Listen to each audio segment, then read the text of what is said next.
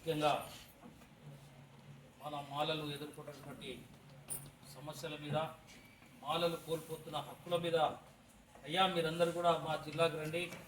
చాలామంది నాయకులు మా దగ్గరికి వచ్చినారు, మమ్మల్ని మోసం చేసినారు. మరి మీరు మాల సంఘాల జేఏసీగా చాలా బాగా పనిచేస్తూ ఉన్నారు, మరి అందరినీ కూడా కలుస్తూ ఉన్నారు. మరి మీరు ఒకసారి మా జిల్లాకు రావాలని చెప్పి విజ్ఞప్తి చేసినటువంటి మా సంగారెడ్డి జిల్లా మాల సంఘాలు జేఏసీ నాయకులందరికీ కూడా మరి పేరు పేరున వారికి జైబులు తెలియజేస్తూ ఉన్నాం. ముఖ్యంగా సంగారెడ్డి జిల్లా ఉన్నటువంటి మాల సోదరులందరికీ కూడా మేమందరం మీ అందరికీ తల వంచి నమస్కారం తెలియజేస్తూ ఉన్నాం. సోదరులారా, ఇప్పటి వరకు మా పెద్దలు మందాల భాస్కర్ గారు, చెరుకు రామచంద్ర గారు కూడా సబ్జెక్ట్ అంతా చెప్పినారు. మేము కూడా విజ్ఞప్తి చేస్తూ ఉన్నాం. మరి పెద్దలు రాష్ట్ర ముఖ్యమంత్రి గారు మరి పరిపాలనలో అందరికీ సమాన భాగస్వామి ఇవ్వాల్సినటువంటి పెద్ద ఆయన.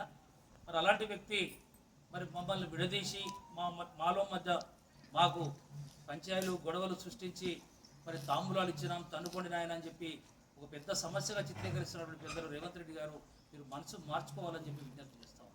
మాలో 30 లక్షల మందికి పైగా ఉన్నటువంటి నా మాల సమాజానికి అన్యాయం జరుగుతుందని చెప్పి గత 6 నెలలుగా నెత్తినూరు బొత్తుకుంటున్నాం. ప్రతి వారి దగ్గర కూడా మేము ప్రాధాయపడుతూ ఉన్నాం. మరి అదే మాకు జరుగుతున్న అన్యాయం మీద ముఖ్యమంత్రి గారికి లెటర్లు రాయండి అని చెప్పి మేము బీజేపీ వాళ్ళని కలిసినాం. అదేవిధంగా టీఆర్ఎస్ వాళ్ళని కలిసినాం, సిపిఎం వారిని కలిసినాం, కాంగ్రెస్ వారిని కూడా కలిసినాం, గాంధీ వారిని మరి అందరినీ కూడా కలుస్తున్నాం, కోదండరామ్ గారిని కూడా కలిసినాం. ఎవరెవరైతే ఉన్నారో మరి టీఆర్ఎస్లో, బీజేపీలో, కాంగ్రెస్లో ఉన్నటువంటి అన్ని సబ్బండ వర్గాలకు అందరికీ కూడా మాకు జరుగుతున్న అన్యాయం మీద మీరు ముఖ్యమంత్రికి లెటర్ రాయని చెప్పి మేమంతా వివరించినప్పుడు నిజంగానే అబ్బా మరి మీ అందరికీ కూడా అన్యాయం జరుగుతూ ఉంది, ముఖ్యమంత్రి గారికి కొద్దిగా అవగాహన లేనట్టుందని చెప్పి చాలామంది నాయకులు కూడా చెప్పినారు. మరి మేము విజ్ఞప్తి చేస్తూ ఉన్నాం. గత డిసెంబర్లో లక్షలాది మందితోని పర్యటన గ్రౌండ్లో మేమందరం కూడా అందరం ఏకంగా ఉండి ఐక్యంగా ఉండి మా పెద్దలు వివేకానంద గారిని ముందు పెట్టుకొని మేమందరం కూడా పోరాడినప్పుడు మరి ప్రభుత్వాలు కూడా కొంత భయపడ్డాయి.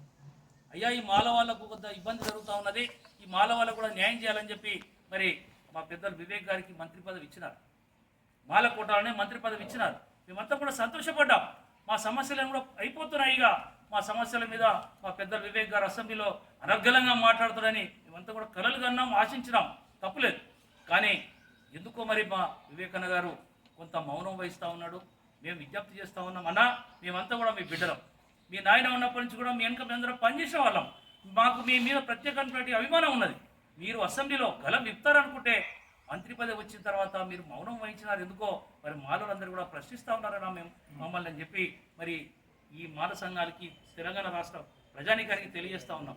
పెద్దలు చాలామంది చాలా ఆశలు పెట్టుకున్నాం మేము.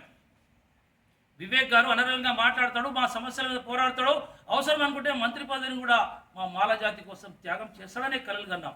కానీ ఎందుకో మరి నేను ఒక్కరిని మాట్లాడితే కాదయా, నా మీద మొత్తం అందరూ కూడా సీఎం గారు కూడా నా మీద కోపం ఇవ్వడానికి తప్పించుకునే ప్రయత్నం చేస్తాం. అన్నా ఈ పదవులు వస్తూ ఉంటాయి, పోతూ ఉంటాయి, కానీ తెలంగాణ రాష్ట్రంలో అన్యాయానికి గురైనటువంటి నా మాల జాతికి న్యాయం చేయడానికి మీరు చేసే త్యాగం చిరకాలం గుర్తుంటుంది. కానీ పదవులు శాశ్వతం కాదని చెప్పి మాల సంఘాల జేఏసీగా మేము అందరూ కూడా విజ్ఞప్తి చేస్తున్నాం. వివేకానంద అంతెందుకు మొన్న మరి మన సోదర సామాజిక వర్గానికి చెందినటువంటి అడ్డూరు లక్ష్మణ్ గారిని మరి కొంతమంది మజాక్ కూడా ఇచ్చి ఆయన ఏదో మాట్లాడని చెప్పి అందరు కూడా నిలదీసినారు.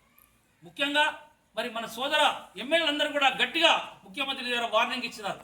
మా మంత్రికి కనుక అడ్డూరు లక్ష్మణ్కి వచ్చి సారీ చెప్పకపోతే తీవ్ర పరిణామాలు ఉంటాయని చెప్పి మా దగ్గర ఎమ్మెల్యేలందరూ కూడా వచ్చి ముఖ్యమంత్రికి విజ్ఞప్తి చేసినారు. ఇది ఆదర్శంగా తీసుకోవాలి వివేకన్న. మీరు వాళ్ళు ఎందుకు వస్తున్నారు, మీరు ఎందుకు పోవట్లేదు?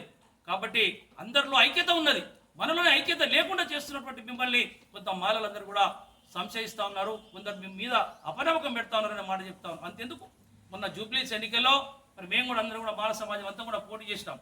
జూబ్లీస్ ఎన్నికల్లో మరి అక్కడ పార్టీలకు అతీతంగా, వర్గాలకు అతీతంగా అక్కడ నవీన్ యాదవ్ గారు పోటీ చేసినారు.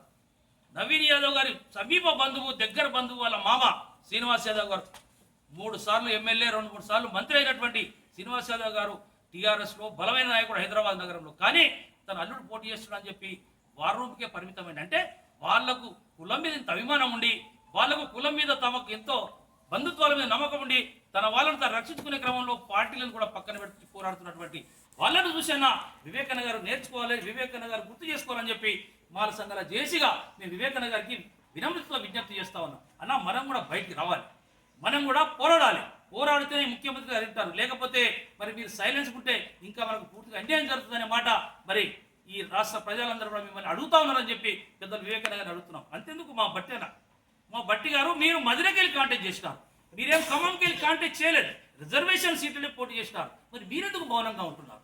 అదేవిధంగా స్పీకర్ గడ్డం ప్రసాద్ గారు మీరెందుకు మౌనంగా ఉంటున్నారు? మీరు పైకి వస్తే కాదు మన జాతి అంతా పైకి రావాలనే బాబాసాహెబ్ అంబేద్కర్ సూచించినటువంటి రిజర్వేషన్లో మీరు పోటీ చేస్తూ ఉన్నారు, కానీ మీరు జనరల్ సీట్లో కాంటాక్ట్ చేయట్లేదు. మీరు జనరల్ సీట్లో కాంటాక్ట్ చేసినాడు, మిమ్మల్ని కూడా ఒక్కటి కూడా మేము అడగం. కాబట్టి తెలంగాణ రాష్ట్రం ఉన్నటువంటి అన్యాయానికి గురవుతున్నటువంటి మరి మన సమాజం అంతా కూడా మీ వైపు చూస్తూ ఉన్నదనే మాట మన ప్రజాప్రతినిధులకు విజ్ఞప్తి చేస్తూ ఉన్నాం. ఒకవేళ మీరు మంచితనంగా ముఖ్యమంత్రి గారిని నిలదీసి మన హక్కులకు సాధించుకునే క్రమంలో మీరు పోరాడకపోతే తెలంగాణలో ఉన్నటువంటి 30 లక్షల మందికి పైగా ఉన్న మాల సమాజం అంతా కూడా మీ ఇళ్ళ కూడా ధర్నా చేస్తుందనే మాట మరి మీ తెలంగాణ మాల సమాజం మీకు అందరూ కూడా హెచ్చరిస్తూ ఉందనే మాట మీకు తెలియజేస్తూ, దేనికైనా సిద్ధంగా ఉండే మేమంతా కూడా పోరాడుతున్నామనే మాట తెలియజేస్తా ఉన్నాం. అంతెందుకు మొన్న మన నాయకుడు వివేకానంద గారు తన ఫోటో పెట్టుకొని ఊరూరా ప్రచారం చేసినారు. మొన్న సరూర్ నగర్ స్టేడియంలో లక్షలాది మంది వస్తూ ఉన్నారని చెప్పి మొత్తం స్టేడియంలో దగ్గర 50,000 మందికి ఉన్నటువంటి అకామిడేషన్ అంతా క్రియేట్ చేసినారు. వివేకానంద నీ ఫోటో పెట్టుకుంటే ఎంతమంది వచ్చారో చూసారు, 500 మంది కూడా లేరు ఆ స్టేజ్లో. ఎవరి ఇజ్జత్ పోయింది, మరి ఎవరి పరుగు పోయిందని నేను మన సంఘాల జేసీగా మిమ్మల్ని ప్రశ్నిస్తూ ఉన్నాను. అన్న, మీరు చేసే చర్యల వల్ల, మీరు చేసే కార్యక్రమాల వల్ల మన సమాజం పరుగు పోతా ఉన్నది, ముఖ్యమంత్రి గారి దగ్గర మన పరుగు పోతా ఉందనే మాట పెద్దలు వివేకానంద గారు గ్రహించాలని చెప్పి మీ అందరూ కూడా విజ్ఞప్తి చేస్తా ఉన్నాం. ఇప్పుడు చెప్తా ఉన్నాం, మేము మొన్న సరూర్ నగర్ స్టేడియంలో అయితే మనకు అన్యాయం జరిగిందో దానికి డబుల్ మొత్తం కూడా లక్షలాది మంది సమీకరించడానికే సంగారెడ్డి జిల్లాకు రావడం జరిగిందన్నమాట. ఈ సందర్భంగా నేను తెలంగాణలో ఉన్న మాల సమాజానికి, ఉద్యోగులకు, విద్యార్థులకు, నిరుద్యోగులకు అందరికీ కూడా విజ్ఞప్తి చేస్తూ ఉన్నాను. రండి, మనమంతా కలిసి పోరాడదాం. తెలంగాణ రాష్ట్ర మాల సంఘాలు చేసి అన్ని త్యాగాలకు సిద్ధంగా ఉన్నది. మాల సమాజం హక్కులే ముఖ్యంగా పనిచేస్తామనే మాట ఈ సందర్భంగా తెలియజేస్తూ, మరి మొట్టమొదట మాకు సంగారెడ్డికి ఆహ్వానించినటువంటి సంగారెడ్డి జిల్లా మాల సోదరులందరికీ కూడా చేతులు జోడించి నమస్కారం తెలియజేస్తూ పోరాటానికి సిద్ధంగా కావాలని మీ విజ్ఞప్తి చేస్తూ, ముఖ్యమంత్రి గారు మీరు కూడా వైఖరి మార్చుకోవాలని చెప్పి, లేకపోతే తగిన శాస్త్రి జరుగుతుందని చెప్పి మీ అందరూ కూడా విజ్ఞప్తి చేస్తామని. జై మాల.